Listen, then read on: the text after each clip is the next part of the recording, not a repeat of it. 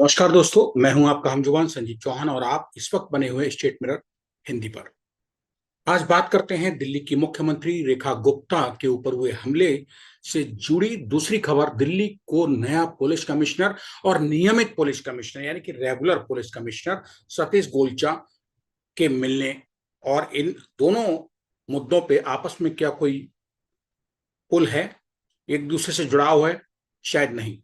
लेकिन चर्चा ये कही जा रही है कि जैसे ही दिल्ली की सीएम रेखा गुप्ता के ऊपर हमला हुआ, उसके 24 घंटे के अंदर ही कार्यवाहक जिन पे एडिशनल चार्ज था, आईपीएस एसबी के सिंह यानी कि शशि भूषण कुमार सिंह, जो तात्कालिक कुछ समय के लिए दिल्ली के पुलिस कमिश्नर बनाए गए थे, उनको हटा दिया गया और सतीश गोलचा जो 1992 बैच के आईपीएस अधिकारी हैं और दिल्ली के जेल महानिदेशक भी हैं, उनको लाके पुलिस कमिश्नर नियमित बना दिया है दिल्ली की हुकूमत ने।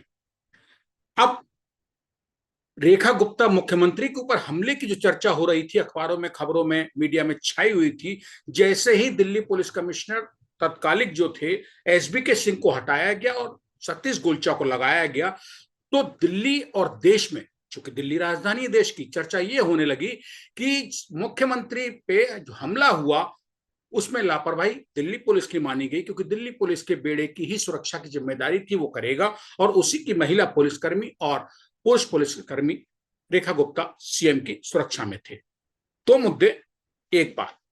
लेकिन नहीं, आप भूल जाइए रेखा गुप्ता पे हमला हुआ, वो तो सीआरपीएफ को, केंद्रीय रिजर्व पुलिस बल को दे दिया गया है कि वो अब सुरक्षा करेगी, दिल्ली पुलिस नहीं करेगी। मुद्दा है हटाई गई सुरक्षा। इंपॉर्टेंट है कि दिल्ली पुलिस अपने ही चीफ मिनिस्टर की अगर सुरक्षा नहीं कर पाती है तो ये एक अलग मुद्दा है। लेकिन इस मुद्दे को लेके कम से कम ये नहीं कहा जा सकता है कि एसबी के सिंह, जो अभी हाल में ही पुलिस कमिश्नर लगे थे, उनको हटा दिया गया सिर्फ 21 दिन के अंदर।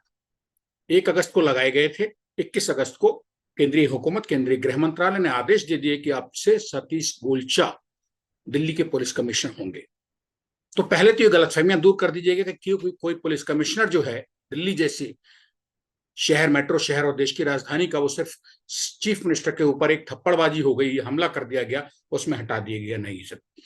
अब बात करिए कि आखिर दिल्ली के पुलिस कमिश्नर को लगने के लिए कितनी कबड्डी खेली जाती है, कैसा दंगल होता है, कहां से आगमुटी कैडर और देश के जितने भी आईपीएस हैं, जो आईपीएस लॉबी है, उसमें शायद ही कोई ऐसा होगा जो दिल्ली का पुलिस कमिश्नर बनना न चाहता हो। दिल्ली के पूर्व पुलिस कमिश्नर तिलकराज कक्कड़ इस बात से सहमत हैं, जो मेरी बात हुई, कि हुकूमत दिल्ली का पुलिस कमिश्नर उसी को लगाती और बनाती है केंद्र की जो उसकी पसंद का आईपीएस होता है। यानी कि एग्मूटी कैडर, जो दिल्ली का कैडर है आईपीएस आईएएस का, ब्यूरोक्रेसी का, वो कोई मायने नहीं रखता है कि उसने पट्टा लिखा रखा है कि दिल्ली के एग्मूटी कैडर का आईपीएस दिल्ली का पुलिस कमिश्नर बनेगा। ये गलतफहमियां 2019-20 तो 20 से तो छोड़ दीजिए, 20 से इससे पहले जाइए। अगर 1 जुलाई 1978 को जो दिल्ली पुलिस कमिश्नर सिस्टम लागू हुआ दिल्ली में, तब से शुरुआती वहां से करी हुकूमत ने उस वक्त की कि उत्तर प्रदेश कैडर के जो वरिष्ठ आईपीएस अधिकारी थे, जैनेन्द्र नाथ चतुर्वेदी, उनको लगाया गया पहला पुलिस कमिश्नर, वो बने थे 1 जुलाई 1978 को, यानी अब से 47 साल पहले। यानी कि तभी तय हो गया था कि दिल्ली बेशक केंद्र की राजधानी हो, एग्मूटिक कैडर बन रहा हो, दिल्ली कैडर बन रहा हो आईपीएस आईएएस का, लेकिन यह कमिश्नर किसको लगाया जाएगा ये सिर्फ हुकूमत तय करेगी। हुकूमत है, तनख्वाह देती, खर्चा करती है, उसकी जिम्मेदारी भी है। लेकिन सवाल यह है कि फिर हुकूमत ने एग्मूटिक कैडर बनाया क्यों? सवाल होता है पैदा, लाजिमी है।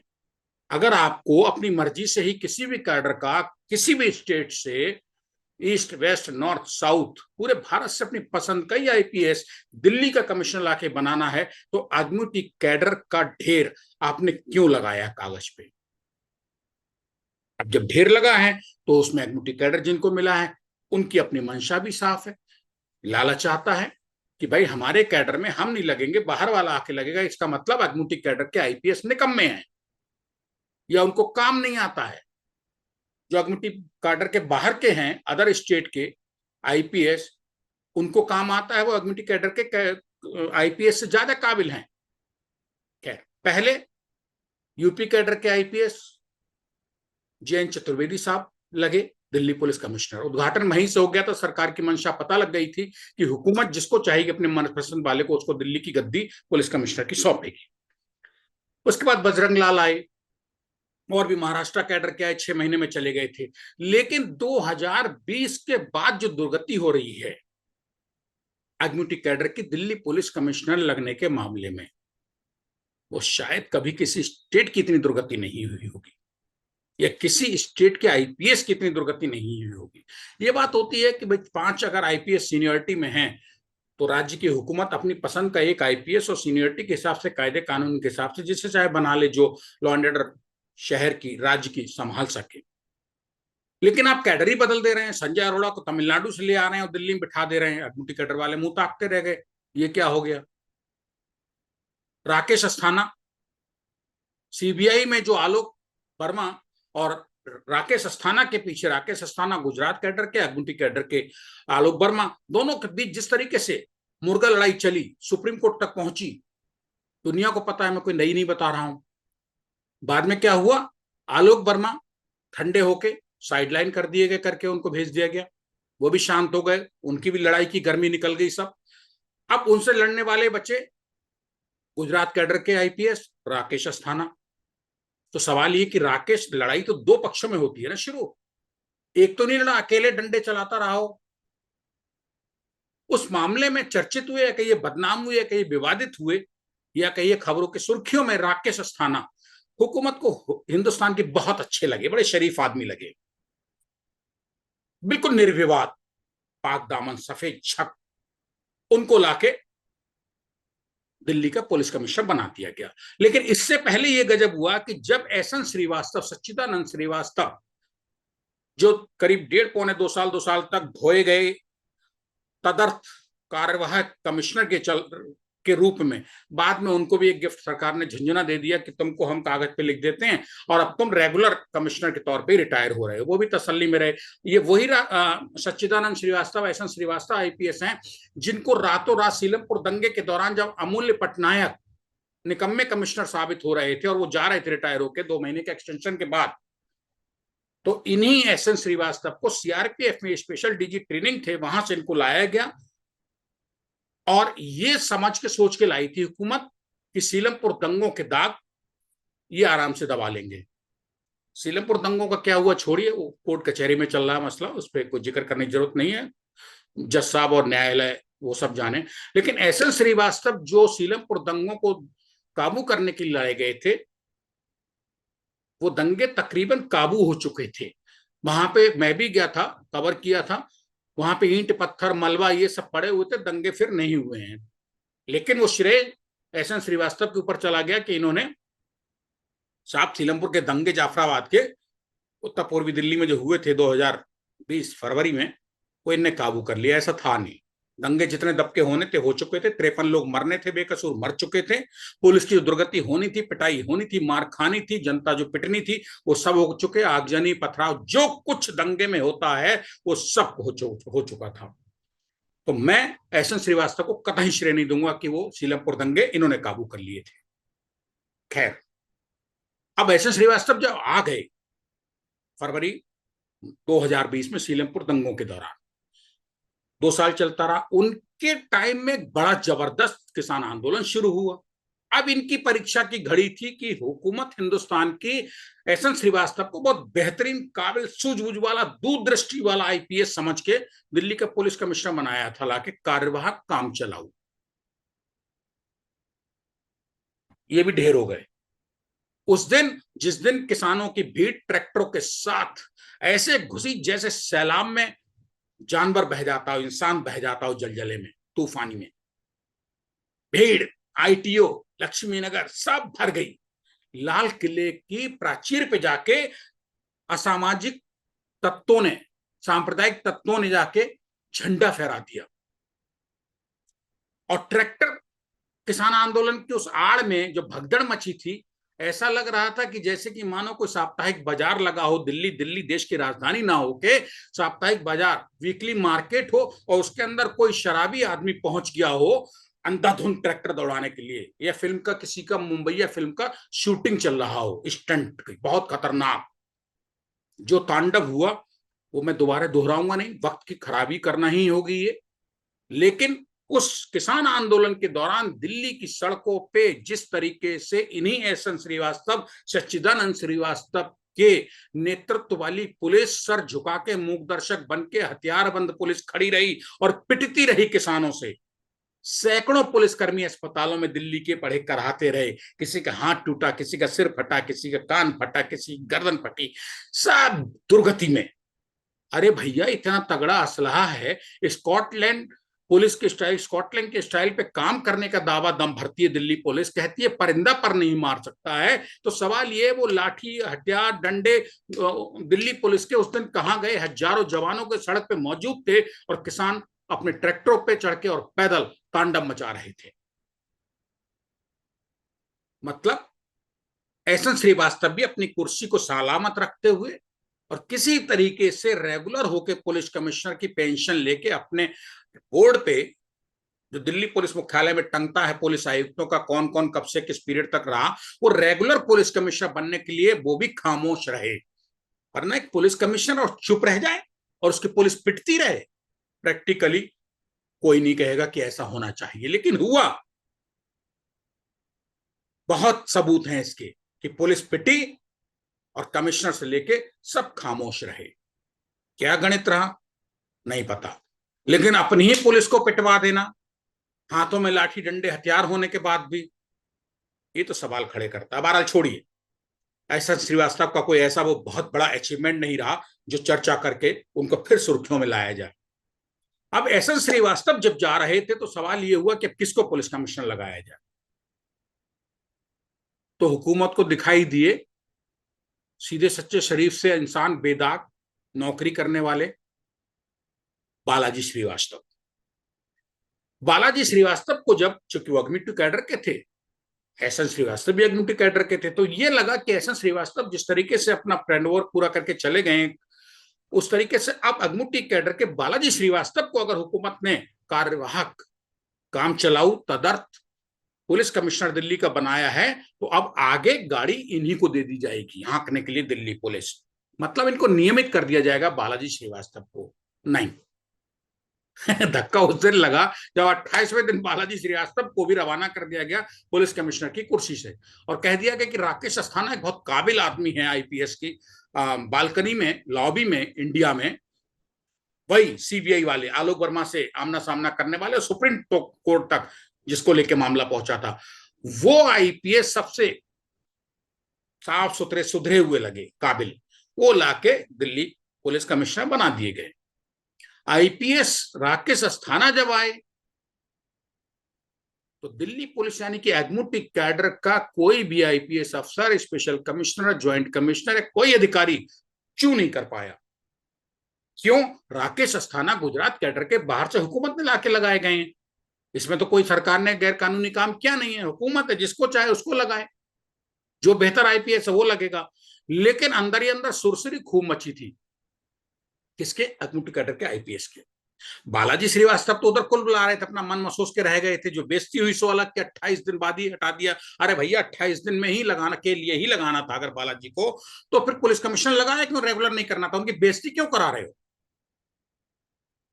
इसमें दो सवाल है। या तो बालाजी श्रीवास्तव की कहीं ऊपर हुकूमत में अच्छी पैठ नहीं रही, या फिर हुकूमत को बालाजी श्रीवास्तव में कोई ऐसी काबिलियत नजर नहीं आई कि उनको नियमित यानी कि रेगुलर दिल्ली पुलिस कमिश्नर बनाया जाता। बहरहाल 28 दिन का पुलिस कमिश्नर, पहले पुलिस कमिश्नर बालाजी 1 जुलाई 1978 से लेके 2021 तक पहले पुलिस कमिश्नर साबित हुए जो सिर्फ और सिर्फ 28 दिन कमिश्नरी कर पाए। और आने वाली दिल्ली पुलिस की पीढ़ियां यही पढ़ेंगी दिल्ली पुलिस कमिश्नर के बोर्ड पे कि उनके आगे तदर्थ एडहॉक कार्यवाहक इंटरिम लिखा हुआ है ब्रैकेट में।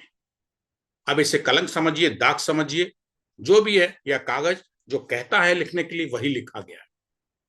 बालाजी श्रीवास्तव 28 दिन में हटा दिए गए। हमें क्या लेना, हटा दिए गए, हुकूमत ने हटाए, हुकूमत के एम्प्लॉई हो। लेकिन ताज्जुब इस बात पे है कि एग्मूटी कैडर की एक भी अफसर की इतनी हिम्मत नहीं हुई जो ये कह सके, हुकूमत से जुबान खोल सके, कौन घंटी बांधे बिल्ली के गले में बोल के, अपनी नौकरी अपनी कुर्सी सरकार में, सबको सरकारी अफसरों को प्यारी होती है, क्यों बोलता कोई? बड़े बड़े दबंग जो मतलब बहुत तिकड़मी दिमाग थे दिल्ली पुलिस कमिश्नर उस टाइम में, नाम नहीं ले रहा हूं, वो भी नहीं बोले। लेकिन बहुत, जब बालाजी श्रीवास्तव 28 दिन में तदर्थ पुलिस कमिश्नर की कुर्सी से भी धकेला के नीचे उतार दिए गए या हटा दिए गए, या दूसरा चार्ज उनको उनसे लेके वो चार्ज दे दिया गया राकेश अस्थाना को, तो कोई भी पुलिस अधिकारी एक मुट्ठी कैडर का चू नहीं कर पाया। हाँ, एक बात थी, बालाजी जिस तरीके से 28 दिन में हटाए गए, राकेश अस्थाना को लाके सीधा ऊपर से लैंड करके उतारा गया दिल्ली पुलिस मुख्यालय में, उसने साबित कर दिया था कि अगमुट्टी कैडर वालों, आईपीएस, अब सतर्क हो जाओ और तुम अपनी ये मंशाएं छोड़ दो कि तुम आने वाले वक्त में दिल्ली पुलिस के कमिश्नर बन सकते हो। खैर, अब राकेश अस्थाना जब आए, उन्होंने सबसे पहले एक जबरदस्त काम कर डाला।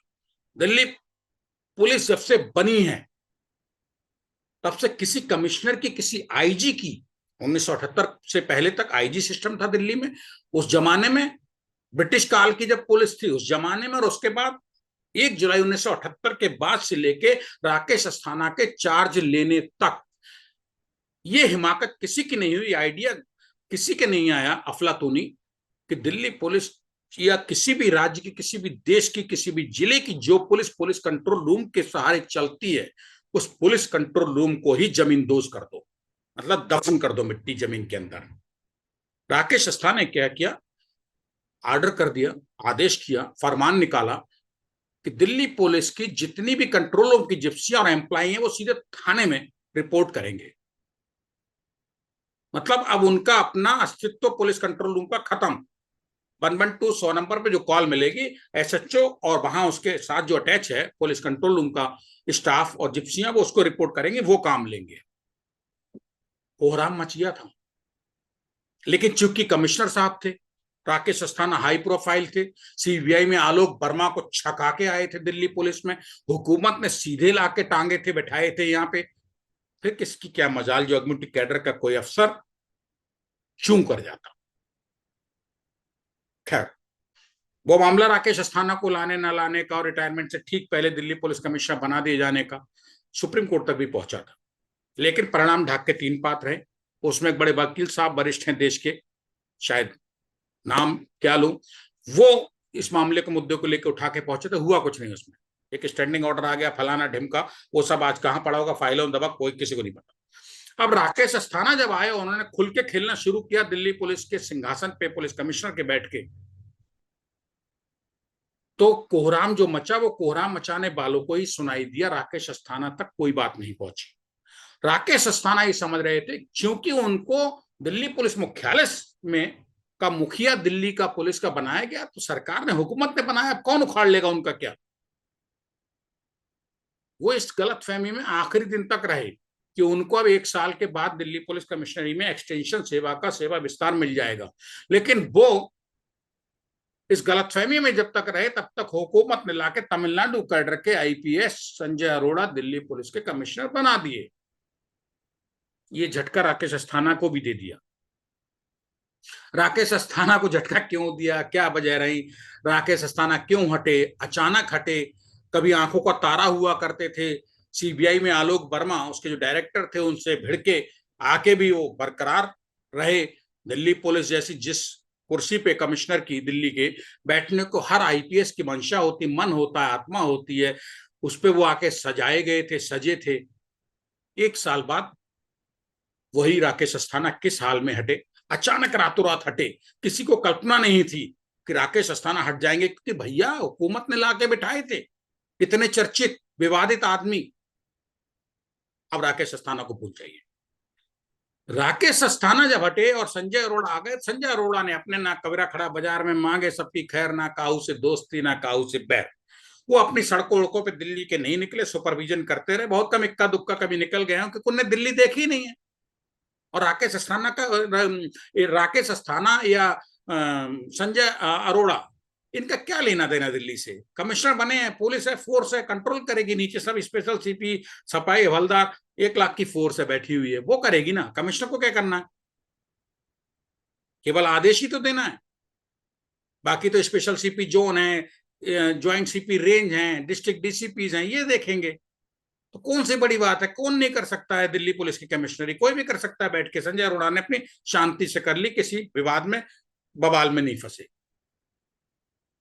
अब संजय अरोड़ा की उपलब्धि ये थी कि वो जिस तरीके से शांति से आए, शांति से निकल गए। उनके टाइम में G20 ये सबसे बड़ा समिट था जो अच्छे से निबट गया।